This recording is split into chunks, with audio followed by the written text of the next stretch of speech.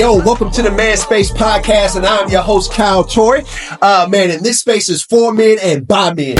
Yeah, for men and by men. But ladies, man, pull up a chair. Man, this is a great opportunity for you to be able to peer in, to see what the men in your life are dealing with, what they're carrying. Maybe it's your husband, maybe it's your boyfriend, maybe it's your uncle or your father. But this is an opportunity for you to be able to just hear from men. No holds barred and them being transparent. But man, today I'm super excited. The last couple podcasts I've spoke on a couple of, I would say, relevant, but man, weighty topics. And the first one was, mental health. And the second one was who is in your village. Really talking about accountability and needing, other men and other people around you who can hold you accountable and speak into your life and push you, to health and flourishing. But today, it ain't going to just be me speaking, man. I got a couple of, guests today. Super excited about these men, man. I specifically reached out to them because I knew, and they would bring value to this conversation. But I'm going to give them an opportunity to introduce themselves. What's up, Justin Davis, principal to the people, a father, a husband, lifelong educator, mentor. Just really excited to be here. Much needed conversation. We don't get to have this conversation enough. Right. But super excited just about being able to talk about this mental health in the village in all aspects. Yeah, man. And my guy? Hey, what's going on, y'all? They call me Box. Born and raised on the north side of St. Louis. That means watch out. Watch out. But no, just overall real one, just a good dude, man. Just trying to make the community better. Yeah. Trying to uphold standards and principles. Yeah, man. That's good. So yeah, we're going to get into it. Yeah, man. That's good, man. I appreciate both of y'all, man. Again, thank y'all for coming out. As y'all said, man, I think this is a relevant topic that men need to hear about. I've had my own, history when it comes to the way I viewed and have, walked along this process of my own mental health. And I just think that all men need to hear about this, man. And really my whole desire for this and speaking on it, man, is to remove a lot of the, taboo-ness of our culture around this, especially in Black culture, you know what I mean? I already talked, so I'm finna turn it over to y'all. So I got my first question for y'all, is growing up, what was your view of counseling or therapy? So as you think about how you grew up, the people around you, the things you saw on TV or in your neighborhood or in your family, what was the view that you had about counseling or therapy? I mean, I'll jump in. I think when I think back to just growing up thinking about therapy, I think that I didn't have a view. I'm going to be honest. Wow. Counseling therapy wasn't something that even came into my thought process because we were just living life. Yeah. You know what I mean? When you're young, you don't really know what's happening. You don't really know the experiences that you are going through. You just wake up every day, put your feet on the ground and get started. Yeah, absolutely. So I'll just say that probably not until even my late 20s that I even really think about therapy, counseling, things of that nature. So it was absent, completely absent from you. It wasn't even a thought in my mind. I was just grinding, trying to figure out how to get out the hood, how to get in. Like you said, North Side St. Louis. That's where I was from too. So just trying to figure things out. That wasn't even something that was at the forefront of my mind. Man, that's crazy, man. To think about how prevalent it is now, you know what I'm saying? As much as it's talked about, good or bad, you know what I mean? And people have their different views on it, but for it to not even be on your radar, as an option is crazy. What about you, Box? To keep it real, like I grew up, man, it was only two options when I heard about counseling and therapy. Yeah. But it was only two options. Either you got bipolar, schizophrenic, like you hearing voices, or honestly, like you was like mentally fragile. Like you didn't have that kind of mental fortitude, like you needed to lean on, like you just, and you ain't, I mean, we judged, being like, you ain't want to judge, but you judged, but it was like, either, okay, you say you want to go talk to somebody, so you either crazy, or, hey, homie, he just ain't strong enough to, you know. That's really good, man. I was thinking about, and I think I said this, I can't remember if I said it in my podcast, last time, similar to what you said, like it just wasn't something in my culture and in my life that related. Like it wasn't even like what you said, almost like it wasn't even an option. Like the only people that I thought about who needed it was people who, you know, had some sort of mental disorder. And to be honest, from a cultural standpoint, I'll be honest, like it was like, that's what white people do. Like white people do that. You know what I'm saying? Like, which kind of leads me to my next question. Well, if it wasn't talked about, the reality is that men were still dealing with, and the men in your life were still dealing with, had emotions. They still were wrestling with the experiences and the things that they faced every single day. Same things we deal with now, right? That we all got our counselors for, right? But when you think about back then, how did you see men deal with emotion?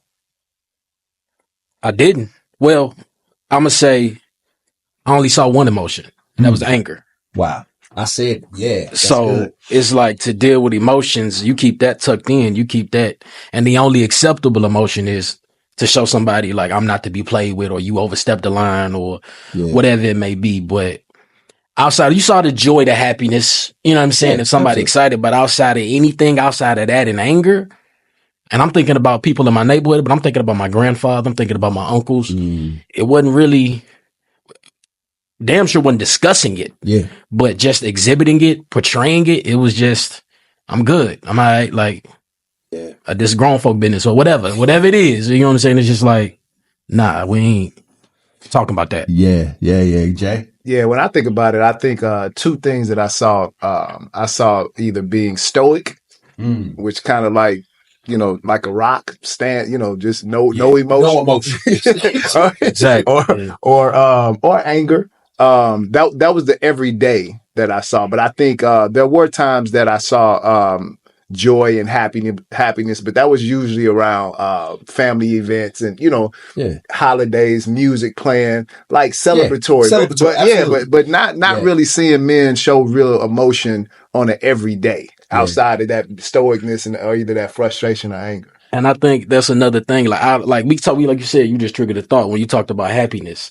Like you seen in moments like your favorite team won, or we had to kick back. We had to cook. I didn't see that as a way of life, of like somebody just happy, just joyful, it's like it's some outside of you going on that's triggering or making it okay for you to express this happiness. Relax, But Which is funny to me, man, because as I hear y'all talking, it makes me think about my upbringing and the men in my life and the dudes I saw. It's really limiting on, it's almost like, even though they weren't teaching you like, hey, this is what a man is specifically, maybe sometimes they did, like men don't cry. I used to hear that kind of stuff, that kind of stuff. But for the most part, it's kind of limiting. It doesn't allow a man to be nuanced, right? It doesn't allow a man to really have color. Like it was kind of like what you said, like either stoic, anger, or happiness. And it's funny to me because y'all keep using this word acceptable, right? Like, what does that mean? Like, when you think about acceptable, like, what does that mean? You know what I mean? Because we're saying it, we're kind of alluding to it, but I think it needs to hit the air. Yeah. Well, when I think about acceptable as it relates to, as it pertains to men's emotions, just what's acceptable from the standpoint of what we can demonstrate or portray without being judged harshly, or unfairly. By who? By everybody, by our peers, and then by our peers, and then of course as you get older as a man, you start. It's just natural that you start to appreciate women, and by women as well, because they have a, as much as they say they want us to show emotions, it can't be a slippery slope. You can't be walking around, always in tears. They say that they want to see that, but we got to be careful of how much. At least that's what we've been taught, and how we've been programmed. That we need to be careful of how much emotion we show as far as hurt and pain, on our face. And I would say, to just echo what Justin just said, it's just walking around with these unwritten laws, man, and you learn them at an early age, and it's repercussions if you violate these laws. Absolutely. And so you, in the wrong circumstance or the wrong context, you show too much crying, you're going to be judged, you're going to be labeled, and that can be carried with you. We from like, you do one bad thing, that's your nickname forever. Stick with you for life. But also, calling dudes stinking, you know what I'm saying? All that stuff, But even on the other end, like we say, like, because a lot of times we talk about emotion and like the pain and the trauma that black men feel, but also their joy. Like, you can't be just this overly happy dude that's all like you got to have a level of seriousness about you, or you won't be taken seriously by women, by your peers, by whatever it may be. So it's just, and you learn it. It's kind of unspoken. It ain't, don't nobody sit you down and kind of teach you this. It's just, you learn at an early age that this ain't cool and this is. It's amazing, man, all the studies they've done over years in different cultures, different civilizations, how a lot of the quote unquote laws that folks are living by are often not written in certain communities. They're just lived. Like nobody actually ever communicates that this is what you're supposed to do, but it's felt, right? It's unspoken. It's one of the reasons why, like, I'm an advertising major, right? I thought I was going to be the dude who did all the commercials, like come up with a Budweiser, or, you know what I'm saying? Like all that kind of stuff, right? And I thought I was going to be in those rooms. But when I was going through my class, man, in my marketing class, I remember they talked about subliminal messages and how much it impacts the psyche, and how research has been done, and why people spend millions of dollars for a Super Bowl commercial that might only be 30 seconds, but you don't realize that they're willing to spend that kind of money because they know subconsciously they can have impact even if you're not watching it and giving your full attention. But this is it kind of in the same way. Like there's these things that we pick up and that we learn just by being in certain environments that we make as laws by which we live. It becomes a part of us. One thing I wanted to kind of piggyback on, as we talked about the men in your life, what I also oftentimes as men we don't talk about enough is how the women in our lives affected and in a lot of ways played a role in how we viewed emotion. So I guess kind of my next question is as a man, how did the females in your life play a part in how you dealt with emotion? Not just viewed it, but even how you dealt with it. And this is a great topic because I kind of view it now as the man I am today. I kind of separate them. Like you got BC and AC, before counseling and after counseling. And like my relationship with women, family and romantic and platonic. Yeah. The women in my life growing up, like I was raised by a single mom. I was raised by my mother and my aunt. My father wasn't around, and they were raised by my grandfather, who was, like Justin said, stoic, never showed anything. You never knew what, and they kind of took after them. Wow. So in that sense of my mother presented very masculine, very tomboyish, very if I'm crying, it ain't, tighten up. Yeah. Like, so it was not a lot of nurturing. It's like the unwritten laws. Yeah. And she's only passing down what she was passed down to her. Her dad. Yeah. And it was very much like, it ain't this ain't a safe space for these type of emotions. Wow. And like, I love you. Yeah. I'm always there. You mean the world to me, but you need to tuck that in. Yeah. In this house and outside in the world. Oh, wow. And so we can get to the AC later, but growing up, emotions were, hey, keep it together. If you gotta cry, you go do it in the car, or you go do it in your room, or you don't reveal that. Wow. So. Wow. Yeah, man. And I think that's huge, Justin. I want you to speak on it too. I think that's huge to hear, because I think the norm, or what we communicate, or what I hear most communicated, is the mom gives more space for emotion. You get what I'm saying? Or the mom is exhibiting a lot of emotion, and so you know what I mean? So anyway, I'm gonna let Justin talk before I really touch on that. Like, how did the women in your life, brother, affect how you dealt with emotion? Not just viewed it, but even dealt with emotion. I'll say, when you ask that question, the first thing I think about is my relationship with my mom growing up. And what I will say is that she never really dictated in action or in words how I should handle emotions. Yeah. My stepfather was present in my life, and I kind of, maybe that's why she didn't. She just kind of let me kind of left it to him. He really didn't say much either. He just demonstrated and modeled. But what I will say is that when I think back to the relationship that I have with her,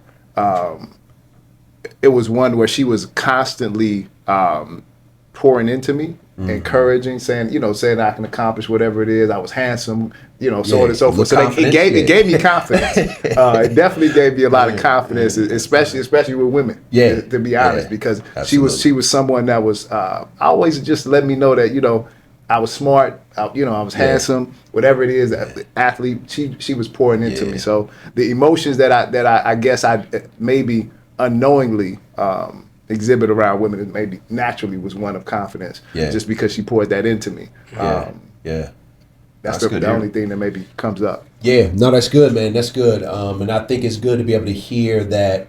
Because I think, and I love one.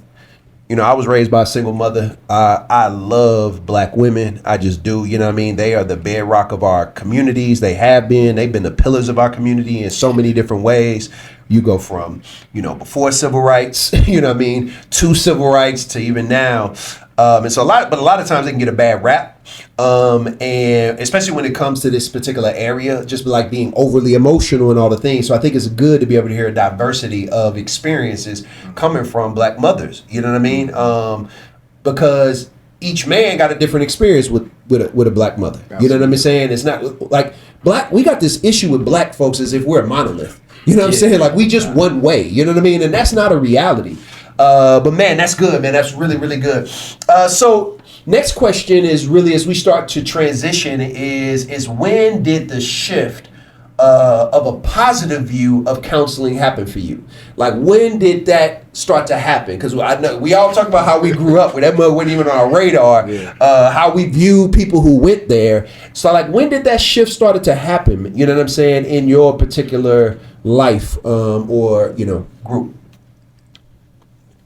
I'll say it probably happened out of necessity.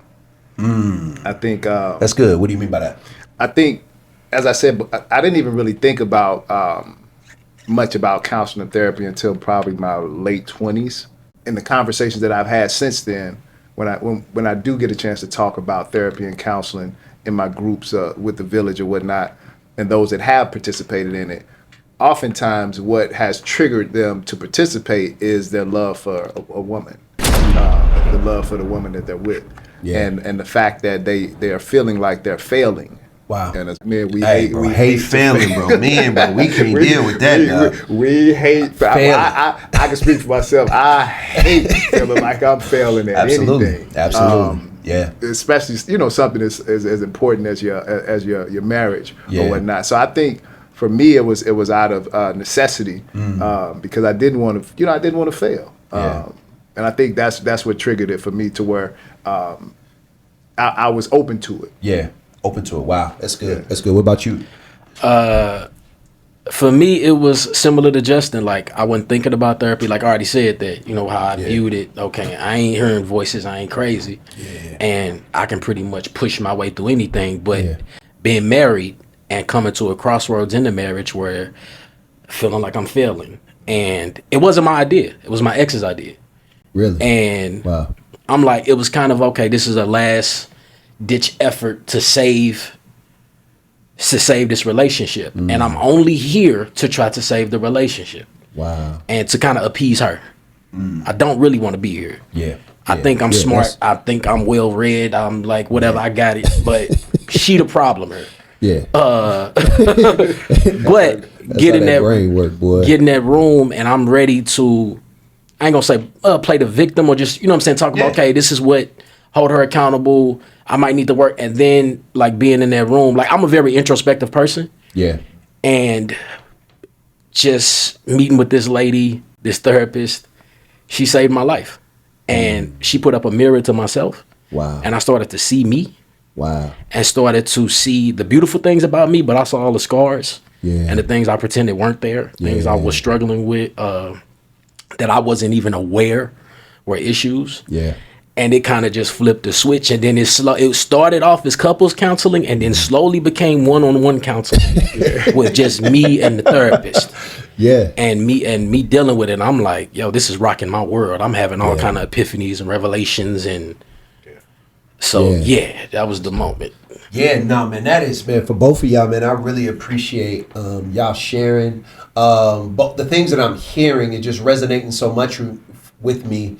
Because a lot of times, man, I think as men, kind of what Justin said about failure, like, we're not the most preventative people. You know what I'm saying? And what I mean by that is, like we'll let some things go with the I got it, until we realize we ain't got it. You know what I'm saying? Like, and then it's like now going to fix it mode of, okay, now I gotta fix this, you know what I mean? So I can say I got it again. You know what I'm saying? So necessity is a big deal. Sometimes being presented with the reality of our life and something else triggering us and making it feel like a necessity. Now, granted, now that I've done it and been in counseling, I'm trying to advocate to men, like, don't wait for it to be a necessity. Absolutely. You know what I mean? But man, that's really good about how the necessity helped to change your mindset about it. And it sounded like with you, Box, it didn't even really change your mindset about it till you got there. Which kind of leads me into my next question, which, Box, you started to talk about it a little bit. So this will be for Jay, but Box, you can add on to it.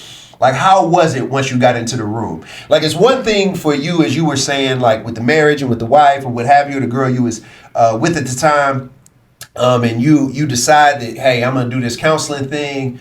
Like, how was it when you, maybe some of the thoughts you had prior to going in, and then once you got there, like, how was it? It was definitely a different, you go in sometimes, some of the hesitancy may be because you feel like, I don't know this person, they're a stranger.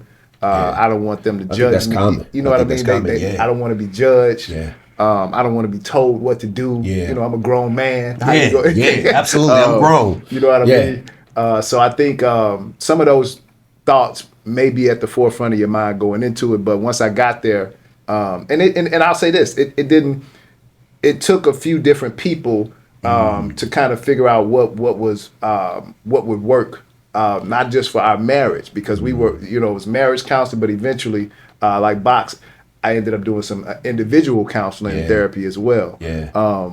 And the hard part is, I won't say the hard part, but knowing that it got to be the right fit. Yeah. Going into it, you don't get. Sometimes I don't want people to get jaded, because sometimes you can get jaded going into a situation that you're trying to be vulnerable. Yeah. And that person, for whatever reason, may not be the person that you need at that moment.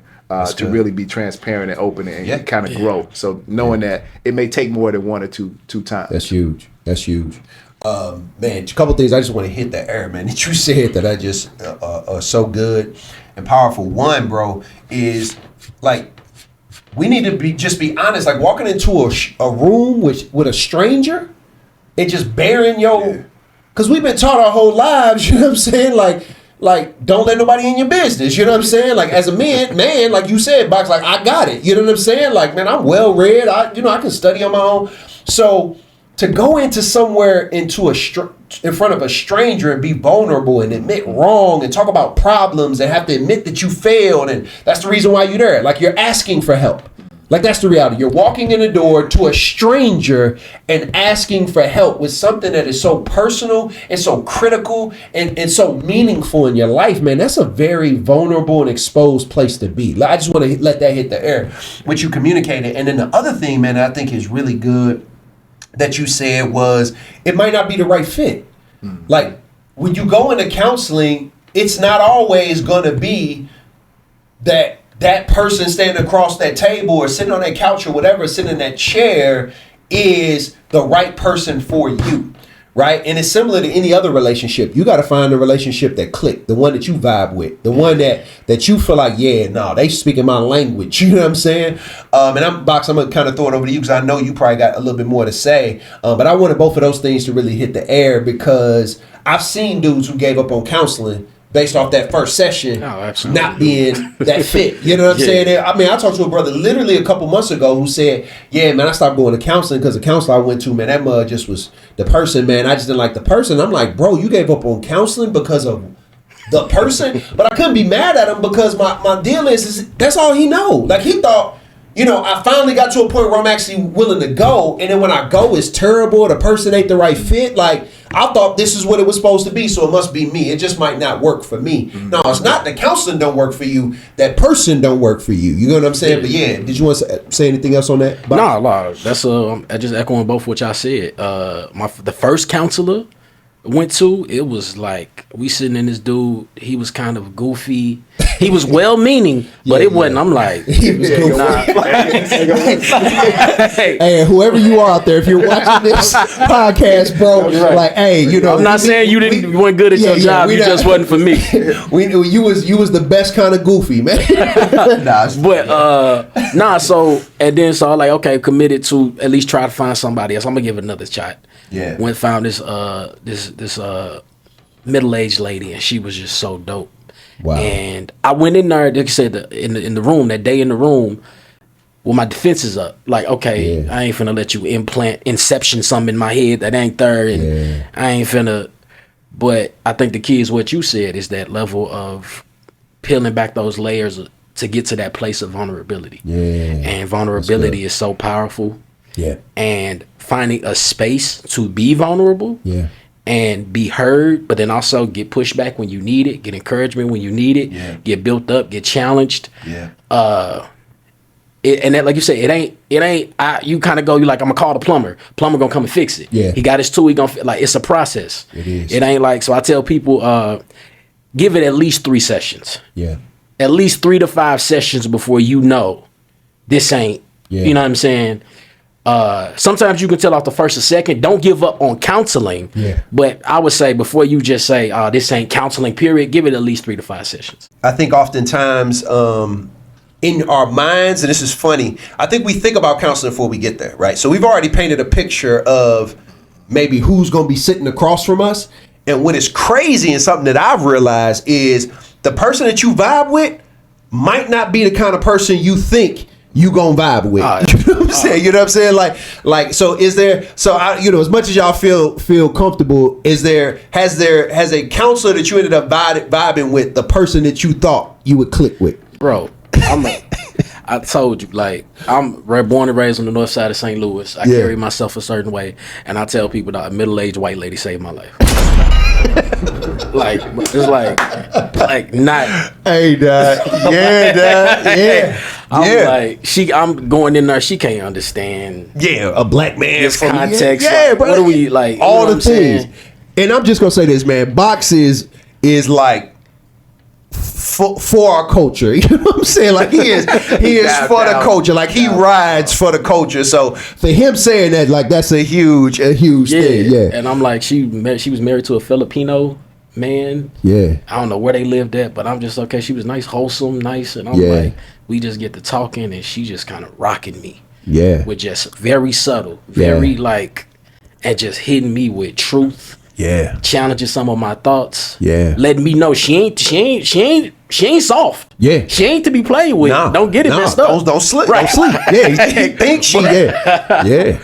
But so it's like, also I tell people going into therapy, sometimes we look for comfortable spaces. Yeah. And there's a very thin line between being comfortable and growing. Whew. Like, you can't grow when you're comfortable. Yeah. So the person you like, so I also tell people, like, they think therapy is just talking to your homeboy. And like, I could just talk to you, and like, I'm gonna talk to my friend. That ain't the.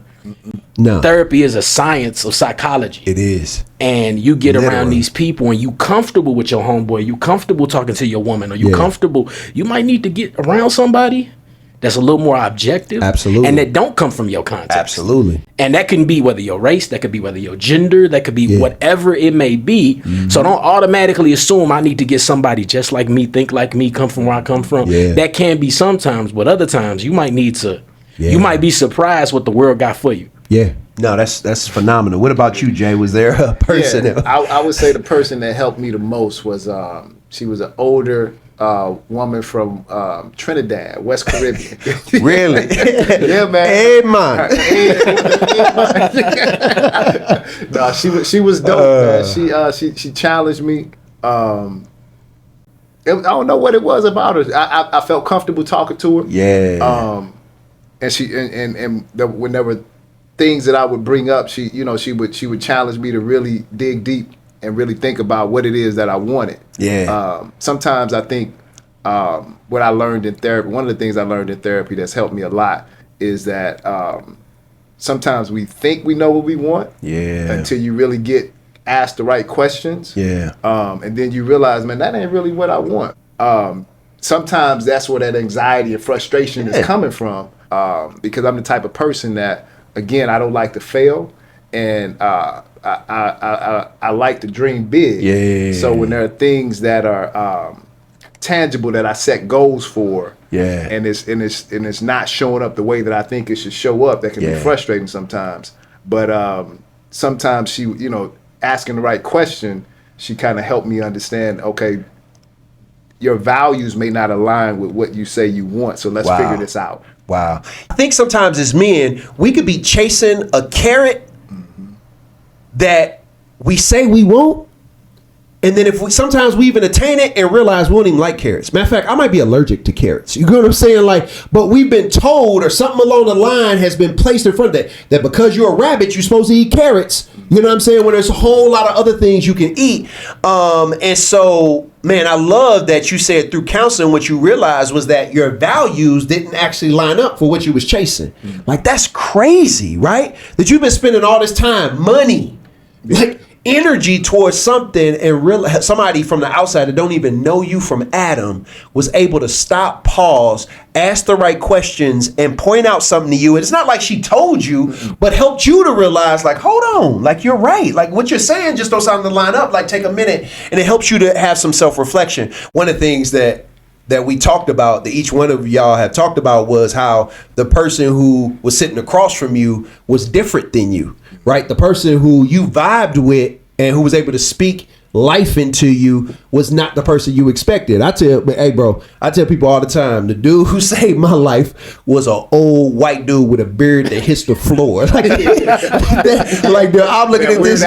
Yeah, I'm talking about that beard go all the way down. You know what I'm saying? He just sits back, chill, man. Yeah, nah, he look like one of them dudes. All he do is smoke a pipe and read books all day, right? One of them type dudes. And it's funny to me because, man, literally, like, when you said saved your life, bro, like, I'm talking about had kept me from ruining my life. You know what I mean? Because what happens is when you have all these emotions built up, what happens oftentimes is you self-sabotage, right? You know what I'm saying? You start making really bad choices, but because you're caring so much, and by trying to find outlets to try to help you make yourself feel better. And a lot of times, I think subconsciously, when you self-sabotage, all the pressure goes away because you're already failed. I failed now, so everybody gonna look at me as a failure, so I don't have to carry all these things and try to be perfect no more. I ain't gotta try to be this person who got it all together no more. So if I just self-sabotage, the expectation is gone, and that means that the way I'm gonna go out in a blaze of glory. So it'll be worth it. You know what I'm saying? Like, yeah. Which kind of leads me into my next question. Like, what about counseling really was those learnings for you? Like, what are some of the things that counseling helped you to see,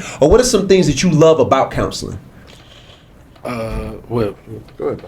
What I'm gonna say, kind of just tying into what Justin just said, man. Finding out what you're building your identity on. And for me, like I said, I was raised not realizing father wounds. Wow.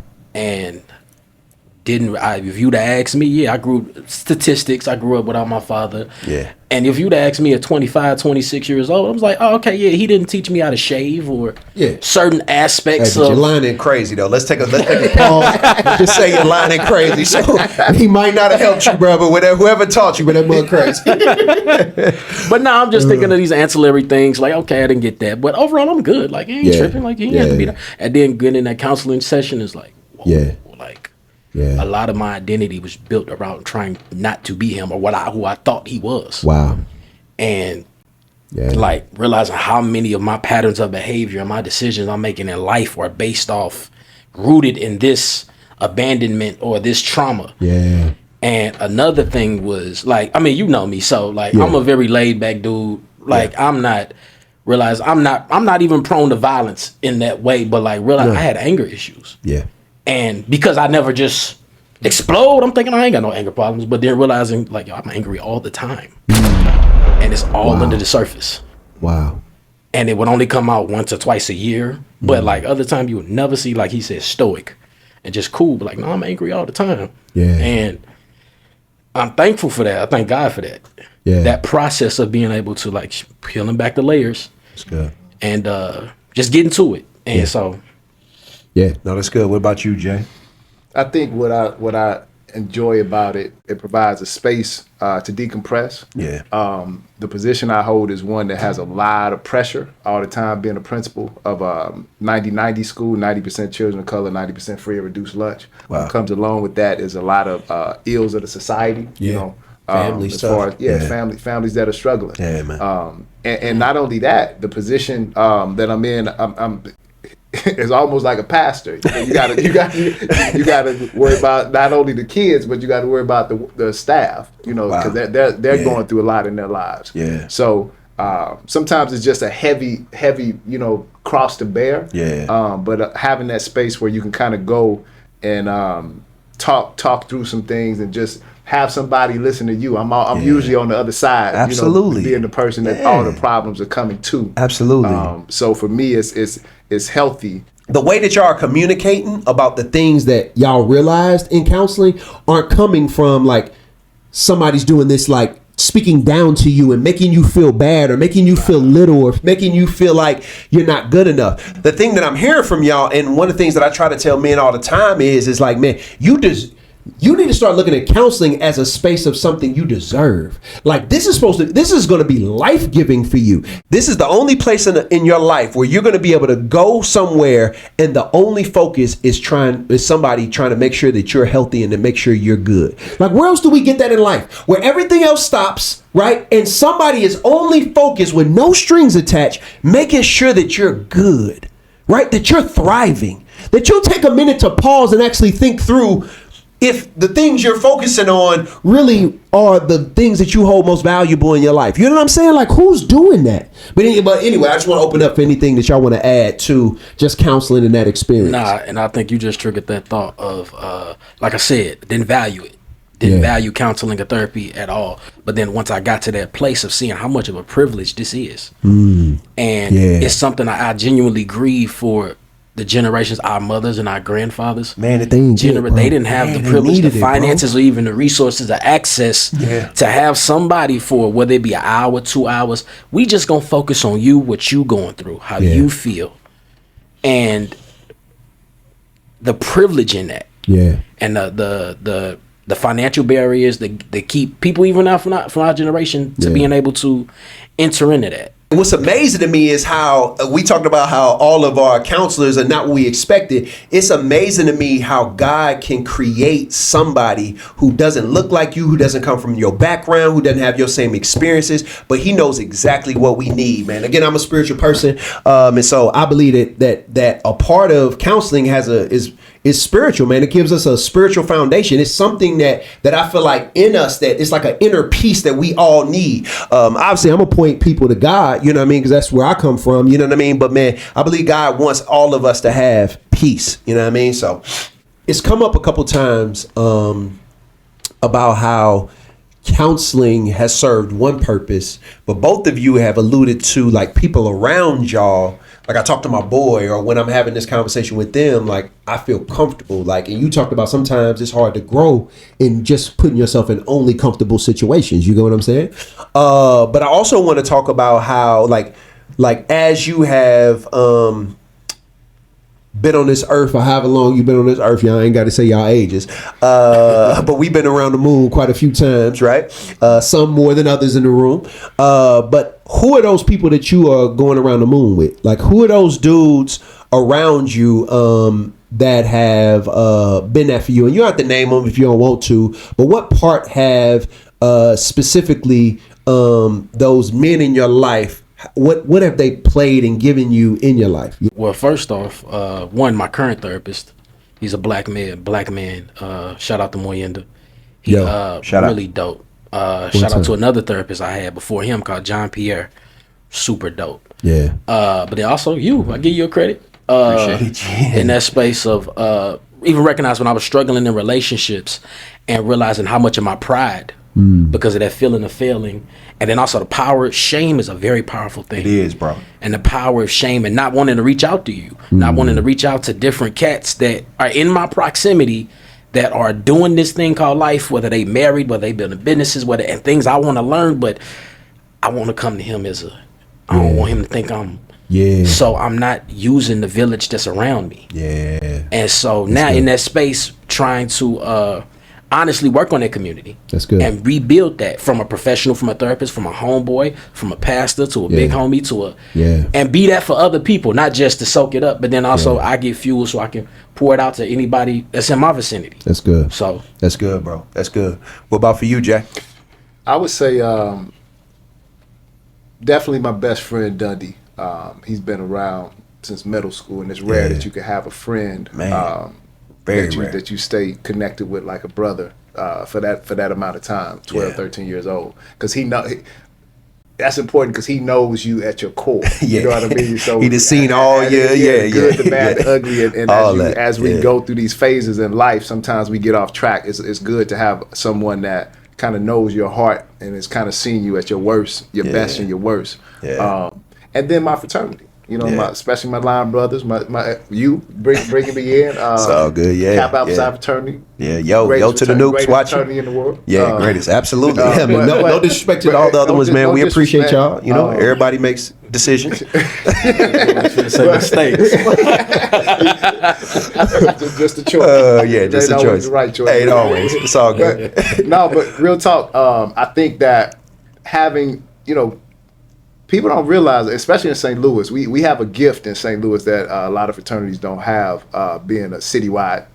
So many dudes growing up in St. Louis, and our families are still connected in St. Louis. Because people typically go away to college. And you got to lead those people. But us having a citywide chapter, to a point where we grew up with each other from young men to grown men and professionals and leaders now, and our families have grown up together. Absolutely, you know what I mean. So that village is huge. You know what I mean. I think we have a really unique situation that.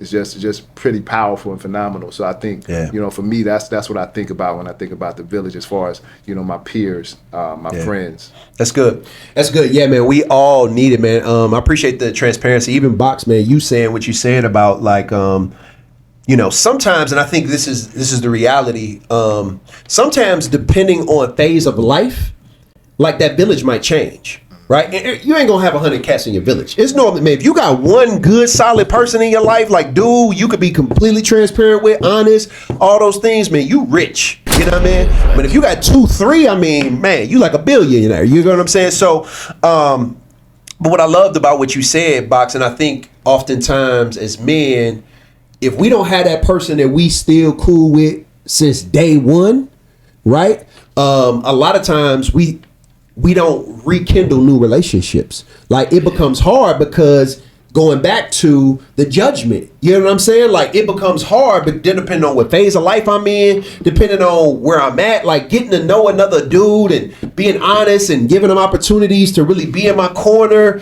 Like, that stuff kind of happens when you're younger, when like needing help is normalized. You know what I'm saying? Like, hey, bro, let me borrow $20. Like, you don't ask for $20 at 30, 40 years old. You know what I'm saying? Like it's just different, right? And seeing people, your car broke down on the side of the road. You know what I'm saying? Like, a dude actually show up for you. You call him in the middle of the night, need a place to stay. Like, sometimes based off a stage of life, having friends works because you got more time to invest into the relationship, and phase of life, you need each other more. The older you get, it becomes different. You have less time.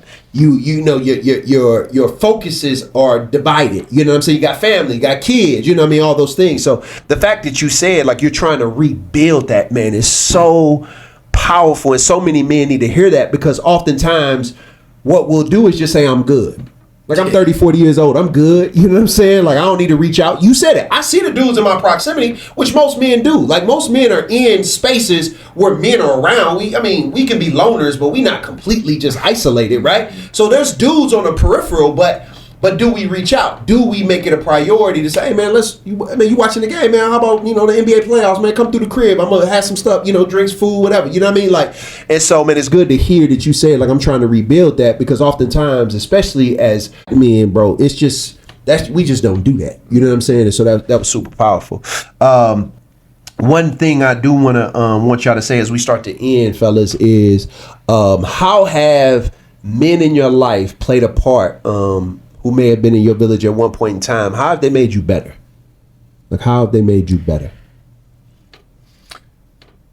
Just man, it to your point where you go through different seasons, phases in life. Yeah. First and foremost, just being available and present. Sometimes as a man, you really don't need advice. Sometimes you just need your homie just kind of to be with you there, depending on what you're going. Big, what you're going through in life. Yeah. So I would say presence for sure. The village, and then of course the advice when they see that you not being your best self, because as men we make mistakes and we gonna make them to the day we die. Yeah. But to have the village there to kind of be like, hey man, you all right? Like, you're not really acting like yourself, man. Like, I'm seeing how you moving and you snapping at people that ain't even who you are. Like, what's going on? And then you open up a little bit, and then they can kind of give you some support or advice. Yeah, that's good. And then just sometimes they just there to listen. And on the other side of the village, figuring out when that support is needed. When do you need to be present as a member of the village, trying to be there for other men? When do you need to be present? When do you need to be providing advice? And when do you need to be a listening ear? That's good. That's what I think about. That's good. What about you, Box? I'm gonna say shout out to my brother AG. Yeah, that's my day one. Yeah, that's your boy, man. AG, man. Like AG, good people, dog. And shouting him out because he's one of those people, along with others, but mainly him since first, second grade, whatever it may be. And not allowing me to hide. Yeah. And being able to he's like, what's up, how you doing, Box? I'm good, it's all good, we good. Like, stop the BS. Right. He ain't gonna let me, you know what I'm saying? He gonna hold me accountable, he gonna push me, he gonna speak when I don't want him to speak, when I want you to shut up. Yeah. But you know what I'm saying? Right. But in that space, and that even people like you, Kyle, like Jason, like different cats, Kenny, just pouring into me. Like, how when you struggling, whatever you struggling with, and you in the depths of your despair, and like just how much a quick text message of like, what's up, bro? Think about you. Or what's up, bro? You want to grab a drink? What you doing? Like, I know you in the house alone. You know what I'm saying? Just different people checking on you. That's good. And making the space, and not all the time I didn't take advantage of it, but sometimes I did. And when I did, it was powerful. Yeah.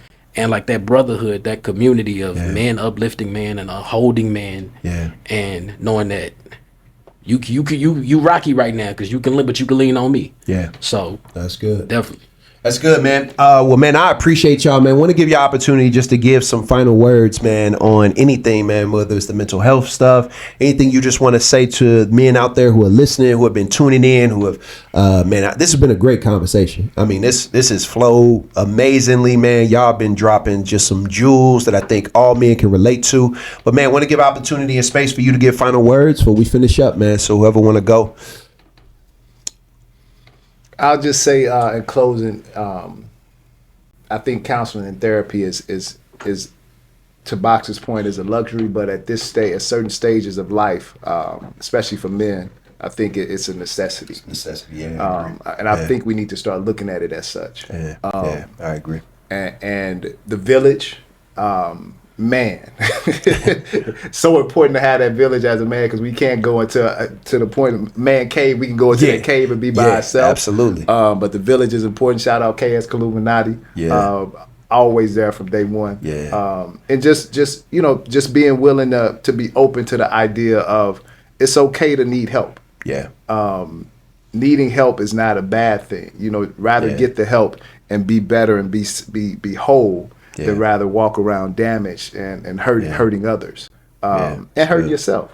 Still carrying that weight or that pain that you carry. So that's all. That's good. I'll end. I appreciate it, man. Yeah. What about you? And I'm gonna say, just to wrap it up, that one, like, don't lose your humanity. And I think as men, like, trying to live up to the expectations of the world, of our women, of our children. Whatever narratives or we're supposed to be, that we forget a lot of times that we are human. We're not Superman. Yeah. And that, like you said, it's okay to not be okay and to be honest in that space. Yeah. and to find a space that is just for you. Yeah. And it's okay for you to focus to be on you, and for you to be completely stripped down raw. Yeah. I will say, like, and this is the no matter who the man is, Dr. King, whoever you admired, hey, they was dealing with some stuff that you know nothing about. Straight up. Doing some stuff, but whatever it may be, like, there are no heroes. Nope. Like, none of us perfect. I would say I've been consistently in therapy probably for the past 7 to 10 years now, 7 to 8 years or so. I'm the most healed version of myself right now. I'm the most whole version of myself, and I still got work to do. Yeah. I'm still imperfect and still in therapy, pulling back layers, learning and growing. Yeah. And that's not to put myself on the pedestal, but I'm just saying it all starts somewhere. Don't be afraid to start. Yeah. So that's good. Now, I appreciate you fellas, man. Amazing. Amazing, man. Just again, the jewels that you dropped. Man, I agree, man. I think counseling, I'm not going to say I know, man. Counseling is a necessity, man. For all the men out there listening, counseling, man, find you a counselor. If you need help, you can DM me. I will look it up. My wife's a counselor. My mother's a counselor. The people I'm around are counselors. Like, I will help you find a counselor, man, if you're serious about it. If you live in the St. Louis area, definitely a lot easier. But anywhere you at, like, I'm willing to help you to any man who needs help.